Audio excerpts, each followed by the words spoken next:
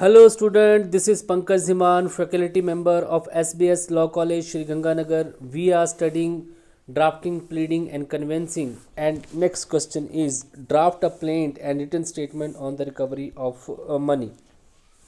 सो हमने प्लेंट में कौन कौन से पर्टिकुलर्स कंटेन होते हैं हमने ये पढ़ा। प्लेंट में कौन कौन सी चीज़ों को किस सीक्वेंस में उनको ऐड किया जाता है ये हमने पढ़ा। उसी के बेसिस पे हम जो यहाँ पे एक प्लेंट बनाएंगे जो कि रिकवरी ऑफ मनी से रिलेटेड होगी, उसको यहाँ पे ड्राफ्ट करना सीखेंगे किस तरीके से ड्राफ्ट किया जाता है। और प्लेंट का जवाब जो है वेरी वेल डिफेंडेड जो है थ्रू रिटन स्टेटमेंट देता है, तो रिटन स्टेटमेंट को कैसे ड्राफ्ट किया जाता है उसको भी हम यहाँ पे पढ़ेंगे। सो प्लेंट को हमने पढ़ लिया है, तो प्लेंट के बेसिस पे किस तरीके से प्लेंट को ड्राफ्ट किया जाता है और रिटन स्टेटमेंट को किस तरीके से ड्राफ्ट किया जाता है जो आप इस क्वेश्चन में पढ़ेंगे। सो फर्स्ट प्लेंट जो हमारे पास है उसका ड्राफ्टिंग कैसे होगी, वो है रिकवरी ऑफ मनी से रिलेटेड। तो रिकवरी ऑफ मनी है, आपका एक सूट है जहाँ पे आपने किसी को लोन दे रखा है, उसकी आपने रिकवरी करवानी है। तो एक एडवोकेट किस तरीके से इस प्लेंट को ड्राफ्ट करेगा और जो डिफेंडेड का जो एडवोकेट होगा वो किस तरीके से उसके रिगार्डिंग रिटन स्टेटमेंट तैयार करेगा, कैसे उसका डिफेंस लेगा, इससे रिलेटेड हमने यहाँ पे प्लेंट्स बनानी है। सो सबसे पहले आपने प्लेंट में पढ़ा कि प्लेंट में सबसे पहले कोर्ट का नाम होता है, कोर्ट का नाम जो है वहाँ पे लिखा जाता है और किस तरीके से लिखा जाता है, तो वहाँ पे आपने एग्जांपल में देखा था कि इन द कोर्ट ऑफ डिस्ट्रिक्ट जज। तो सबसे पहले आप कोर्ट का नाम लिखते हैं। अब कितने पैसे की रिकवरी है उसके बेसिस पे हर एक कोर्ट का जुरिडिक्शन बनता है, पेक्युनरी जुरिडिक्शन होता है। तो अगर यहाँ पे 70,000 में मेंशन किया है तो ऑब्वियसली बात है डिस्ट्रिक्ट कोर्ट में आप जा सकते हैं, डिस्ट्रिक्ट कोर्ट में आप प्लेट लगा सकते हैं। So in the court of district जज आपका सबसे पहले कोर्ट का नाम होगा। आपको जज का नाम वहाँ पे नहीं लिखना होता है, कोर्ट का डेजिग्नेशन देना होता है और इसी तरीके से बताना होता है in the court of district magistrate Balotra Rajasthan करके या XYZ आप राजस्थान करके लिख सकते हैं। उसके बाद प्लेंट में आपने दूसरी चीज़ पढ़ी थी कि आपको पार्टीज की डिस्क्रिप्शन देनी होती है, तो ये आपकी पार्टी की डिस्क्रिप्शन और वहाँ पे आपने एग्जांपल देखा था किस तरीके से लिखना होता है, वो इस तरीके से आप यहाँ पे लिखेंगे A son of B age 61 year residence of Balotra Rajasthan, नीचे आप प्लेंटिव लिखेंगे। फिर आप वर्सेस करेंगे और C son of D age 46 year resident of Balotra and नीचे डिफेंडेड आप लिखेंगे। तो इसी तरीके से हर एक केस जो भी आप सिविल केस बनाएंगे पार्टीज का नाम इस तरीके से लिखा जाएगा। तो सबसे पहले प्लेंटिव का नाम जिसको हम ए और बी करके बोल रहे हैं, उसके फादर का नाम, उसकी एज और उसका रेजिडेंस प्लेस कहाँ पे है और किस स्टेट से, और नीचे प्लेंटिव लिखेंगे। वर्सेस करके नीचे डिफेंडेड का नाम, उसके फादर का नाम, उसकी एज और उसका रेजिडेंस कौन सा है और नीचे डिफेंडेड करके लिखेंगे। इस तरीके से पार्टीज का नाम लिखा जाता है। और तीसरा काम आपका क्या होता है प्लेंट में, आपको पता है कि आपको सूट नंबर लिखना होता है। तो सूट नंबर यहाँ पे लिख दिया है, आप इसके नीचे सूट नंबर यहाँ पे लिख देंगे। आपको सिर्फ सूट नंबर लिखना होता है, बाकी जब सूट नंबर आप कोर्ट में सूट फाइल कर देते हैं उसके बाद से क्लैरिकल वर्क होता है, तो वहाँ से आपको सूट नंबर जो है और ईयर जो है वो मिल जाता है। तो सूट नंबर लिखने के बाद आपका प्लेंट में नेक्स्ट काम क्या होता है, वेरी वेल कि आपको वहाँ पे उस सूट की नेचर को बताना होता है, आप सब्जेक्ट क्या है आपके सूट का वो बताना होता है। तो सिविल मैटर में जैसे हमारा यहाँ पे सब्जेक्ट क्या है, रिकवरी ऑफ मनी आपने करानी है, तो कैसे लिखेंगे आप, suit for the recovery of money. ये आपका फोर्थ नंबर का काम होता है प्लेंट के अकॉर्डिंग, जैसे आपने पर्टिकुलर कंटेन करिए थे किस तरीके से लिखा था।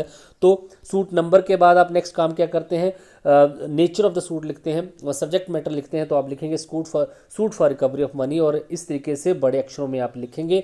और उसके बाद पांचवा जो आपका पॉइंट था प्लेंट में क्या लिखा जाता है, आप अब फैक्ट बताते हो। तो फैक्ट लिखने से पहले आपको ऐसे लिखना है, sir the above named plaintiff states as follow, कि आप जैसा आपको बता रहे हैं कि ये जो प्लेंटिव जो मेरा है ये जो है वो ये नीचे लिखित फैक्ट जो है आपको बता रहा है। ये एडवोकेट सारी ड्राफ्ट कर रहा है ना प्लेंट को, तो इसलिए ऐसा लिखा जा रहा है the above named plaintiff states as follow.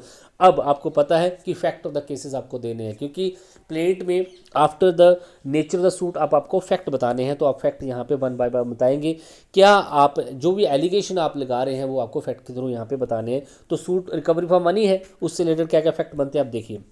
आपको पहले पता है कि आपको हमेशा हर एक पॉइंट को प्रिसाइसली कंसाइसली और पैराग्राफिकली लिखना है, एक एक पॉइंट करके आपको यहाँ पे बताना है, क्योंकि इसी का फिर जब डिफेंडर जो इसका जवाब देगा तो हर एक नंबर का जवाब वो इसके अकॉर्डिंग ही देगा, पॉइंट नंबर 1 का, पॉइंट नंबर 2 का। तो आपको पॉइंट यहाँ पे बताने होते हैं। सबसे पहला पैरा यहाँ पे जो है वो ये बताता है that the plaintiff and is the residence of Balotra and carrying out the business and cloth merchant and the money transaction. तो सबसे पहले दैट करके चीज़ों को लिखा जाता है, याद रखिए हमेशा जब आप अपने पॉइंट बताएंगे, आप अपने फैक्ट बताएंगे तो दैट करके बताएंगे। सो दैट द प्लेंटिफ जो है वो बलोत्रा का रेजिडेंस है और वहाँ पे कपड़े का व्यापार करता है और मनी ट्रांजैक्शन का भी मर्चेंट है, वह पैसा भी उधार पे देता है। दूसरा, that the defendant is also resident of Balotra and carrying out the business of the kirana. इसके अलावा जो डिफेंडेड है वो भी बलोत्रा का ही रेजिडेंस है और वहाँ पे करियाने का बिजनेस करता है। आप फैक्ट बता रहे हैं और वही फैक्ट आपको बताने हैं जो कि रेलिवेंट है आपके केस रिकॉर्ड में, ये रेलिवेंट फैक्ट है। तीसरा, दैट द डिफेंडेड, आप पूरी अपनी स्टोरी बता रहे हो through facts, that the defendant was need of money for his businesses and he demanded 70,000 on loan from the plaintiff and the plaintiff has agreed to pay the amount। तीसरे point में वो यही बता रहा है कि डिफेंडेड जो है उसको अपने बिजनेस के लिए पैसे की जरूरत थी, उसने 70,000 रुपये जो प्लेंटिफ से मांगे और प्लेंटिफ वो देने के लिए तैयार हो गया। क्योंकि ये सारी स्टोरी को नरेट कौन कर रहा है? एडवोकेट कर रहा है। और एडवोकेट जो है पार्टीज को ए और बी करके नहीं बता रहा, मोहन और सोहन करके नहीं बता रहा, वो उनको प्लेंटिफ और डिफेंडेड करके बता रहा है। ये आपको याद रखनी है चीज़ें। आगे नेक्स्ट पॉइंट यहाँ पे पॉइंट नंबर 4 जो है, पैरा नंबर 4 जिसको हम बोलेंगे, that the defendant has executed a pro note after receiving the 70,000 on date. इसके बाद प्लेंटिफ यहाँ पे ये बता रहा है थ्रू एडवोकेट कि डिफेंडेड ने यहाँ पे प्रॉमिसरी नोट भी इशू किया कि उसने जो है 70,000 रुपये यहाँ पे लिए और डेट भी वहाँ पे मेंशन की। That the 12% rate of interest has been fixed to be payable on the above loan amount. और प्लेंटिफ जो है डिफेंडेड एडवोकेट के थ्रू यहाँ पे ये बता रहा है कि 12% रेट ऑफ इंटरेस्ट भी यहाँ पे डिसाइड हुई थी अबव लोन पे। तो एक एक करके वो अपने सारे फैक्ट यहाँ पे बता रहा है। That the defendant has promise to pay on demand along with interest. और डिफेंडेड ने यहाँ पे प्रॉमिस किया था कि जैसे पैसे मांगे जाएंगे वो इंटरेस्ट समेत इसको वापस देगा। That the plaintiff has demanded the loan amount along with interest from the defender on date. कोई डेट यहाँ पे मेंशन है, आपने डैश डैश कर देना है। Then the defendant has agreed to pay on date. The plaintiff has again demanded but the defendant has told not to ask again and again for the payment। तो यहाँ पे अब plaintiff अपने facts को बता रहा कि प्लेंटिव ने यहाँ पे अपने लोन अमाउंट को डिमांड किया अलॉन्ग विद इंटरेस्ट जिसके इतनी तारीख को, और डिफेंडेड भी इसको देने के लिए तैयार हो गया, लेकिन उसने नहीं दिए। प्लेंटिव ने फिर उससे मांगे तो डिफेंडेड यहाँ पे बोलता है कि बार बार उससे पैसे वो ना मांगे। नेक्स्ट पॉइंट यहाँ पे, नेक्स्ट पैरा जो यहाँ पे होगा, that the from the behaviour and the reply of the defendant it seems that he does not want to pay the amount, thus why plaintiff has to file suit against the defendant.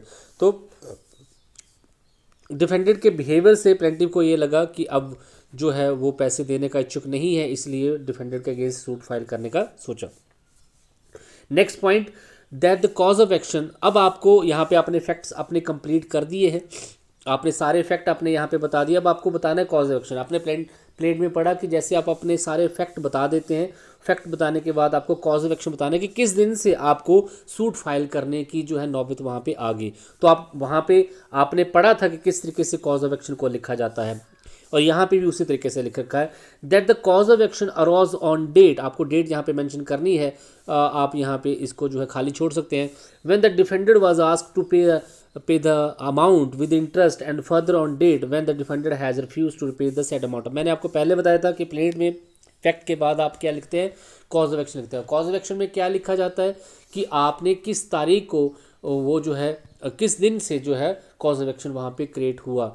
तो cause of action उस दिन से create हुआ जिस दिन defendant ने यहाँ पे अपना लोन अमाउंट मांगा और डिफेंडेंट ने उसको देने से मना कर दिया, वो डेट जो होगी वो कॉज ऑफ एक्शन वहाँ पे होगी। उसके बाद नेक्स्ट काम आपको पता है कि प्लेट में क्या करना होता है। जैसे आप वहाँ पे कॉज ऑफ एक्शन बता देते हैं, वहाँ आपको जुरिसडिक्शन बतानी होती है। यहाँ पे जो है लिमिटेशन पहले बता दी है, फोकस करिए कि आपको पहले यहाँ पे क्या बतानी है। यहाँ पे जुरिसडिक्शन जो है आपको बतानी है। तो 12 पॉइंट आप पहले लिखिए that the both the plaintiff and defendant resides in the Balotra and whole of the transaction took place in Balotra, hence the court has a jurisdiction. इसी तरीके से जुरिसडिक्शन को लिखा जाता है हर एक मैटर में। आपने जब आप प्लेट पढ़ रहे थे तो वहाँ पे आपने पढ़ा कि after the cause of action आप जुरिसडिक्शन लिखते हैं। जुरिसडिक्शन लिखने का तरीका यही होता है कि both the plaintiff and defendant reside in the, दोनों ही जो है बलोत्रा के रेजिडेंट है और ट्रांजैक्शन भी बलोत्रा में हुई है, hence the court has the jurisdiction, इसलिए कोर्ट के पास इस केस को सुनने की जुरिसडिक्शन है।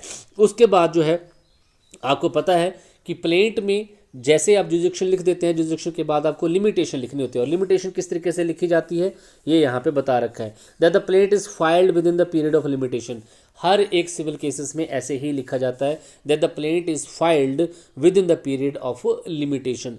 लिमिटेशन को लिखने के बाद प्लेंट का जो नेक्स्ट पॉइंट था वो क्या था, आपको पता है कि आपको वैल्यूएशन ऑफ सूट बताना होता है, और वैल्यूएशन ऑफ सूट अब कैसे लिखते हैं यहाँ पे दे रखा है, that the valuation of the suit is, जो भी वैल्यूएशन सूट बनेगा आप यहाँ पे लिखेंगे, the court fees on the such amount has been paid, क्योंकि वैल्यूएशन ऑफ सूट पे ही कोर्ट फी डिसाइड होती है, तो आप बता देंगे कि वैल्यू सूट इतना है and the court fees on such amount has been paid accordingly, और उतनी फीस जो है पे कर दी गई है।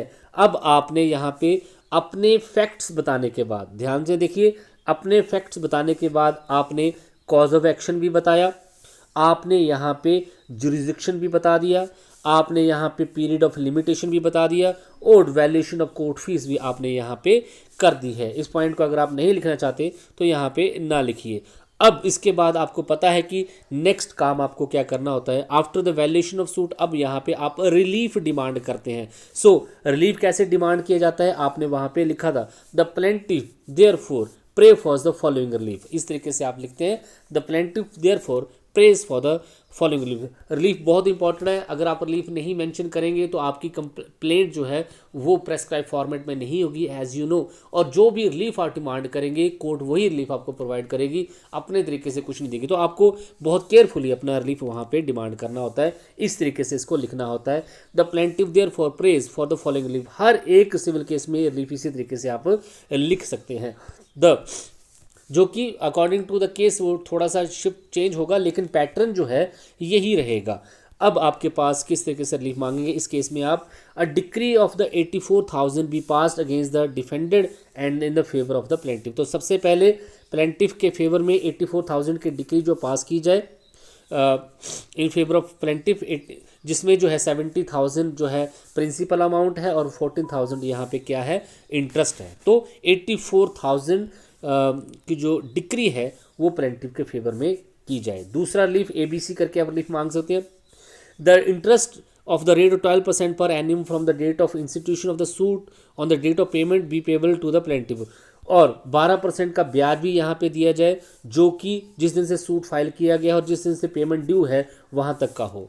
तीसरा, the cost of the suit be awarded to the plaintiff against the defendant. इसके अलावा इस केस में इस सूट में जो प्लेंटिफ का खर्चा हुआ जिसको कॉस्ट ऑफ सूट बोला जा रहा है, ये भी डिफेंडेड को पे करने के लिए बोला जाए, the cost of suit be awarded to the plaintiff against the defendant. और चौथा रिलीफ जो जेन्युइन हर एक केस में मांगा जाता है, any other relief which the court may deem fit and the proper be given to the plaintiff. इसके अलावा एडवोकेट ये बोल रहा है कि इसके अलावा कोर्ट को जो लगता है, जो रिलीफ कोर्ट को फिट लगता है, ठीक लगता है, वो भी यहाँ पे प्लेंटिफ को पे किया जाए। इस तरीके से आप अपना जो है यहाँ पे रिलीफ डिमांड करते हैं। और आफ्टर द रिलीफ आप कोर्ट प्लेट में क्या लिखते हैं, यू नो वेरी वेल।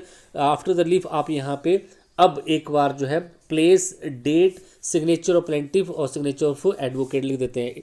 मतलब कि रिलीफ के बाद जो है आप प्लेंटिफ और एडवोकेट के सिग्नेचर और प्लेस और डेट यहाँ पे लिखते हैं। और प्लेंट का नेक्स्ट काम क्या होता है, you know very well. Plaint में जब आप सिग्नेचर कर देते हैं आफ्टर डिमांडिंग रिलीफ, सिग्नेचर करने के बाद आगे आपका काम होता है वो होता है वेरिफिकेशन का। अब आप वेरीफाई करते हैं कि जो भी कंटेंट आप यहाँ पे दे रहे हैं ये सारे उसके नॉलेज में ठीक हैं और उसके एडवोकेट के नॉलेज में, उसके काउंसलर के नॉलेज में ठीक है। सो आपको यहाँ पे बड़ा सा लिखना है वेरिफिकेशन, और नीचे जो है वेरिफिकेशन करनी है। और किस तरीके से वेरिफिकेशन की जाती है, यू नो वेरी वेल। आप जब प्लेंट पढ़ रहे थे, उसके कंटेंट्स पढ़ रहे थे, तो वहाँ पे आपने देखा था कि किस तरीके से वेरिफिकेशन की जाती है। आई, जहाँ पे प्लेंटिफ बोल रहा है आई ए, जिसमें वो अपना नाम बता रहा है, A son of B age 65 year, यहाँ पे आपने उसका प्लेंटिफ का पूरा नेम एंड एड्रेस लिखा है ना, इसको आप यहाँ से उठा सकते हैं। वो बता रहा है कि मैं जो भी हूँ, A son of B age 61 year, resident Balotra, hereby, हर एक केस में ऐसे लिखा जाता है, hereby verify the content of the para number 1 to 13, 1 से लेके 13 तक के जितने भी पैराग्राफ है उनको वो क्या करता है, वेरीफाई करता है, उनकी पुष्टि करता है कि वो ठीक है। Of the plaint and the true to my personal knowledge, जो कि उसके अपने पर्सनल नॉलेज में ठीक है, and the belief and opinion given by the counsellor, उसके काउंसलर ने उसको जो ओपिनियन दी है उसके बेसिस पे ठीक है।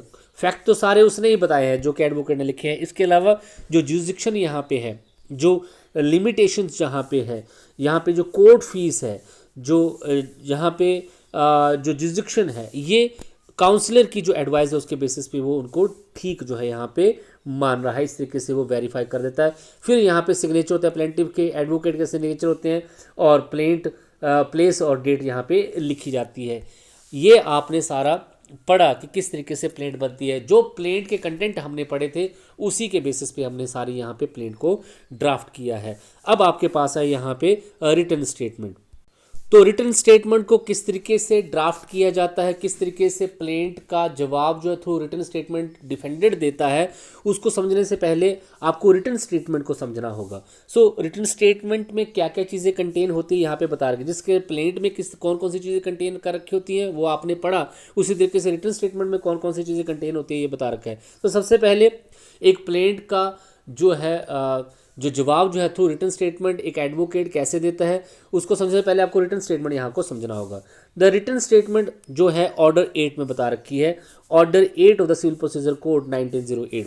The written statement is a part of the pleading. It is clear from the definition of the pleading that the pleading includes the plaint and the written statement. तो written statement जो है वो pleading का part है। आपने pleading को पढ़ा, समझा, फर्स्ट क्वेश्चन आपका वही था, वहाँ पे आपने पढ़ा कि प्लीडिंग में plaint and written statement include होता है।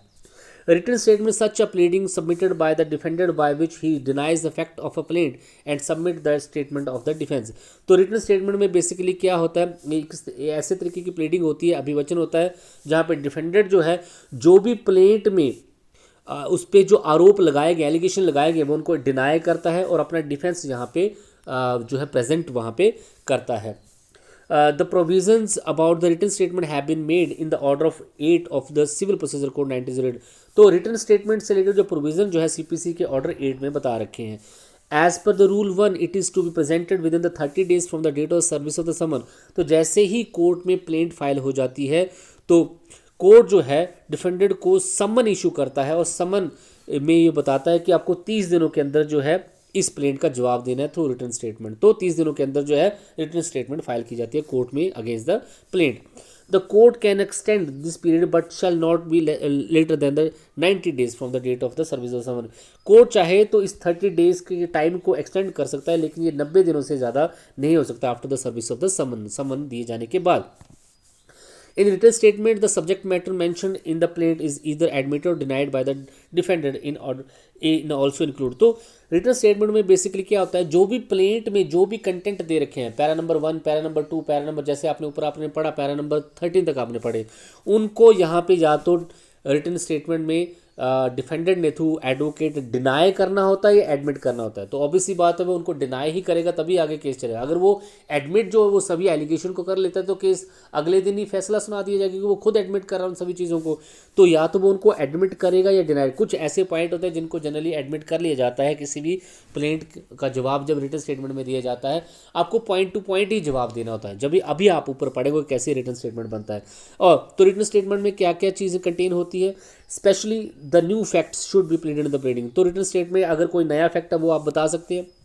आपका अगर आप किसी पॉइंट को पैरा को डिनाई कर रहे हो तो आपको डिनाई जो है क्लियर होना चाहिए। आपका डिनाइल जो है फ्रॉड के बेसिस पे नहीं होना चाहिए, डिनाइल जो है स्पेशल फॉर्म में नहीं होना चाहिए। और इसके अलावा डिफेंडेंट जो है अपने डिफेंस में या उसका कोई अगर कोई सेट ऑफ बनता है या उसका काउंटर क्लेम बनता है वो उसको वहाँ पे मेंशन कर सकता है। सो ये होती है रिटन स्टेटमेंट। रिटन स्टेटमेंट में कौन कौन सी चीज़ें होती हैं, क्या क्या चीज़ें आप करते हैं, कितने दिनों के अंदर उसको जमा कराना होता है, ये सारा आपने यहाँ पे पढ़ा।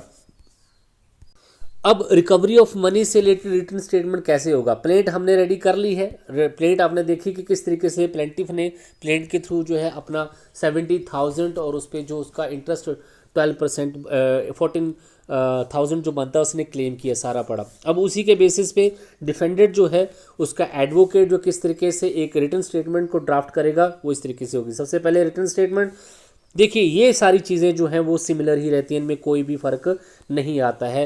प्लेंट में रिटन स्टेटमेंट में ये चीज़ें वही हैं जो कि आपने प्लेंट में बताई हैं। सबसे पहले कोर्ट का नाम होगा, तो कोर्ट का नाम वही होगा क्योंकि उसी कोर्ट में वो लगा रहा है। यहाँ पे पार्टीज के नाम भी वैसे के वैसे ही होंगे, सूट नंबर भी होगा, सूट नंबर भी यहाँ पे आ गया।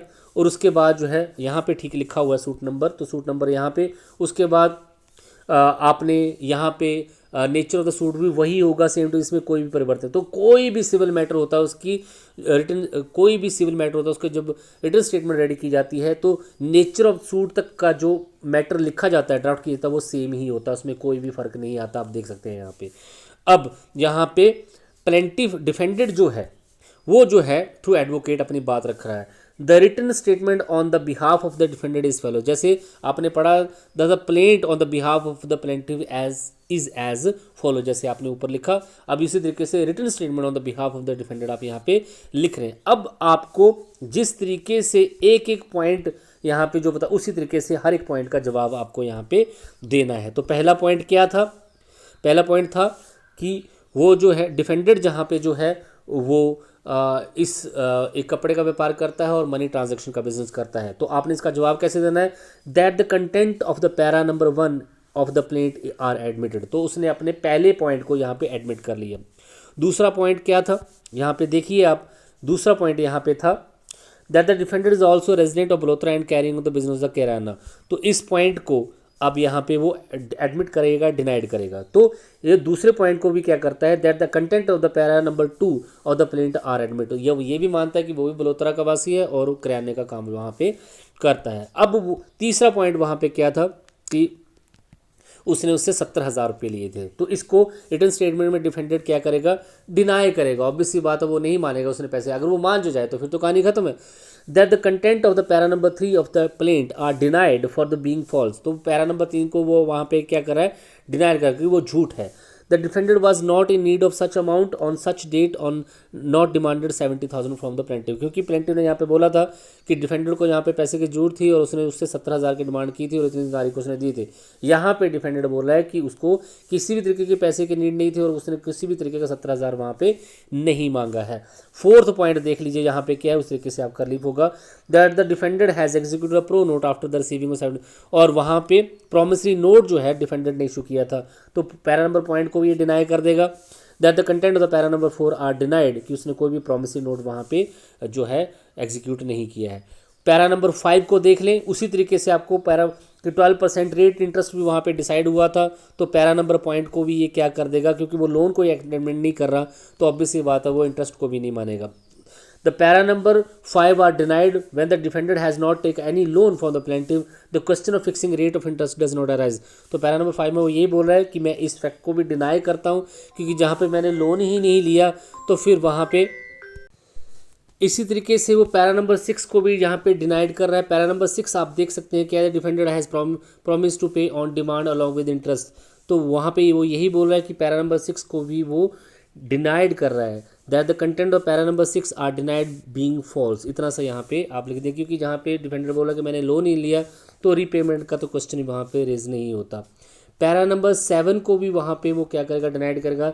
जहाँ पे प्लेंटिफ ये बोल रहा था कि प्लेंटिफ ने उस डिफेंडेड से लोन जो था उसका विद इंटरेस्ट डिमांड किया और डिफेंडेड ने उसको देने से वहाँ पे बोला कि बार बार उसे लोन ना मांगे, कि उसको देने से उसका मना कर दिया। इस पॉइंट को भी वो क्या कर रहा है? यहाँ पे डिनाइड कर रहा है। That the content of para number 7 are denied. आप सिर्फ इतना भी लिख सकते हैं कि the content of the para number 7 denied लिखना इसी तरीके से है। या तो आप एडमिट करेंगे फैक्ट को या डिनाइड करेंगे। एडमिट करना है तो टोटली एडमिट करना है, डिनाइड करना है तो उसको डिनाइड वहाँ पे कर देना है। तो पैरा नंबर 8 आप यहाँ पे देख सकते हैं। That from the behaviour and reply of the defendant it seems that he does not want to pay the amount, thus the why the plaintiff have filed the suit against the defendant। तो यहाँ पे plaintiff ये बोल रहा है कि उसने पैसे देने से मना कर दिया, इसलिए वो कोर्ट में आ रहा। तो that the content of the para number 8 of the plaintiff are denied. That the plaintiff has instituted a suit against the defendant at his own risk, hence the defendant can not made a liable. तो उसने अपने risk पे suit file किया और उसके लिए defended liable नहीं है। पैरा नंबर 9 यहाँ पे देखें तो जिस तरीके से पॉइंट पैरा नंबर बता रखे हैं उसी तरीके से आप रिलीफ डिमांड करेंगे। पैरा नंबर 9 में प्लेंटिफ यहाँ पे जो है कॉज ऑफ एक्शन यहाँ पे बता रहा है कि कॉज ऑफ एक्शन इस दिन से जो है यहाँ पे होता है। तो इस चीज़ को भी डिफेंडेड यहाँ पे डिनाइड कर देता है। That the content of the para number 9 are denied that no cause of action has created in favour of the plaintiff. Para number 10 जो है जहाँ पे वो जो है बात करता है जुरिडिक्शन की, लिमिटेशंस की और कॉज ऑफ एक्शन की, उन चीज़ों को वो यहाँ पे क्या कर रहा है, उनका रिप्लाई देने की वो जरूरत यहाँ पे नहीं समझता है। इसलिए उनको क्या बोल रहा है, that the content of the para number 10 need not to be reply being legal, क्योंकि वो कानूनी मैटर है। एडवोकेट ने अगर जुरिडिक्शन की बात की है तो वो ठीक ही होगी। तो इस तरीके से वो पैरा नंबर 10 को, 11 को, जो कि वैल्यूएशन सूट से रिलेटेड है, लिमिटेशन पीरियड से रिलेटेड है, जुरिडिक्शन से रिलेटेड है, इन सभी मैटर को वो रिप्लाई करने की ज़रूरत जो है यहाँ पे नहीं बताता है। या हर एक केस में जब भी आप रिटन स्टेटमेंट देंगे तो जुरिडिक्शन को, क्योंकि ये एडवोकेट होता है, वो उसको ठीक ही फाइल करता है, बहुत कम गुंजाइश होती है इसमें गलती की। लिमिटेशन को, वैल्यूएशन सूट को जनरली एडवोकेट अच्छे से ही कैलकुलेट करते हैं। सो पैरा नंबर, आपका जवाब तो देना ही है, that the content the para number 10 need no reply being legal, क्योंकि ये कानूनी है, इसलिए इसके जवाब देने की जरूरत नहीं है। पैरा नंबर 11 जो कि वैल्यूएशन सूट की बात करती है, वो भी लीगल है, उसको भी रिप्लाई करने की जरूरत नहीं है। और पैरा नंबर 12 जो कि जुरिडिक्शन से रिलेटेड है, वो भी यहाँ पे रिप्लाई करने की जरूरत नहीं है। और पैरा नंबर 13 जो है, जो यहाँ पे वो ये बोल रहा है कि ऐसे जो है 17,000 जो अमाउंट लेना है और उस पर 14,000 जो है इंटरेस्ट लेना है, इसको वो फिर से यहाँ पे डिनाइड करता है, क्योंकि उसको पॉइंट टू पॉइंट यहाँ पे हर चीज़ को डिनाई करना है। That the content of the para number 13 of the plaint are denied being wholly false, क्योंकि वो उसके नज़र में ये गलत है, इसके लिए वो डिनाइड कर रहा है। अब ये तो आपने प्लेंट के हर एक पैरा नंबर को, content of the para number का आपने जो है 1 बाय 1 जो है वहाँ पे रिप्लाई कर दिया। कुछ चीज़ों को आपने एडमिट किया, जैसे एड्रेस है, कोर्ट का नाम है, उसको आपने यहाँ पे इन सभी कुछ चीज़ें जो कि जहाँ पे उसका एड्रेस है, जहाँ पे वो रहते हैं, जो वो काम करते हैं, उनको आपने एडमिट किया। कुछ चीज़ों को आपने टोटली डिनाइड कर दिया और कुछ चीज़ों का जवाब देना आपने जरूरी नहीं समझा, क्योंकि वो लीगल चीज़ें थी। सो अब इसके अलावा आप एडिशनल प्ली यहाँ पे ले सकते हैं। अब डिफेंडेंट जो है अपने फेवर में भी कुछ स्टेटमेंट यहाँ पे दे सकता है, जैसे कि इस केस में होगा दैट द प्लेंटिफ, आप यहाँ पे लिखेंगे that defendant present the following statement in his favour, that the plaintiff carry out the business of money transaction but he has no licence for money lending और money lenders, hence the suit is liable to be dismissed. तो plaintiff जो है यहाँ पे business करता है of money transaction का business करता है, लेकिन उसके पास मनी लैंडिंग का कोई लाइसेंस नहीं है, तो इसके बेसिस पे उसका सूट जो है डिसमिस कर देना चाहिए। ये एडिशनल प्ली वो जो दे रहा है, जो कि हर डिफेंडर जो अपने रिटन स्टेटमेंट में देता है। दूसरा, the promissory note filed along with the plaint is false and false signature defendant was made upon it. तो यहाँ पे एडिशनल प्ली में डिफेंडेड ये बोल रहा है कि जो प्रॉमिसी नोट यहाँ पे प्लेंट के साथ लगाया गया है वो क्या है, वो फॉल्स है और झूठे सिग्नेचर जो है उस पर डिफेंडेड के लिए गए हैं। तीसरा एडिशनल प्ली वो ये दे रहा है that the in fact the defendant is carrying out the business of kirana and the plaintiff bought all the goods from the defendant owes 30,000 toward the goods from the plaintiff. तो यहाँ पे the plaintiff has filed a false suit to escape from the amount the defendant is about to file a separate suit for recovery of 30,000। तो यहाँ पे additional plea अपने defence में वो ये भी बोल रहा है कि डिफेंडर जो है करियाना का बिजनेस करता है और प्लेंटिफ ने भी उससे बड़ी सारी चीज़ें खरीदी हैं, इसलिए डिफेंडेंट ने भी 30,000 रुपये जो है प्लेंटिफ से लेनी है। उसने उधार उससे लेना, तो 30,000 की चीज़ें करियाना स्टोर से खरीदी गई हैं, वो उससे डिफेंडेंट ने प्लेंटिफ से लेनी है। तो प्लेंटिफ ने इसलिए सूट फाइल किया है ताकि वो इस अमाउंट से बच सके। डिफेंडेंट भी जो है अपने इस 30,000 की रिकवरी के लिए एक सेपरेट सूट फाइल करने वाला।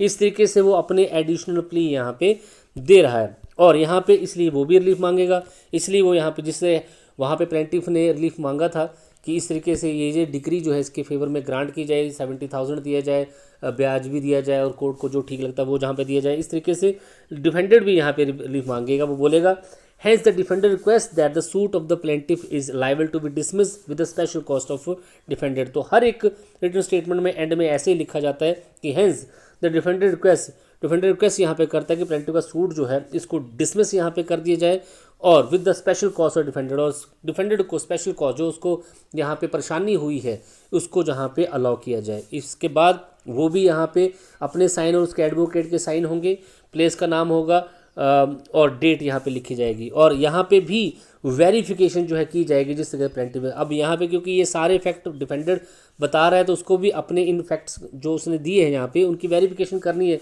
यहाँ पे वो बोलेगा I C son of Shirdi age 46 year age no Malhotra hereby verify, वैसे ही बोलेगा जैसे कि प्लेंटिफ ने वहाँ पे बोला था that the content of para number 1 to 13 of the written statement are true to my personal knowledge. ऐसे ही लिखा जाता है, इनको आप ही याद करना पड़ेगा आपको।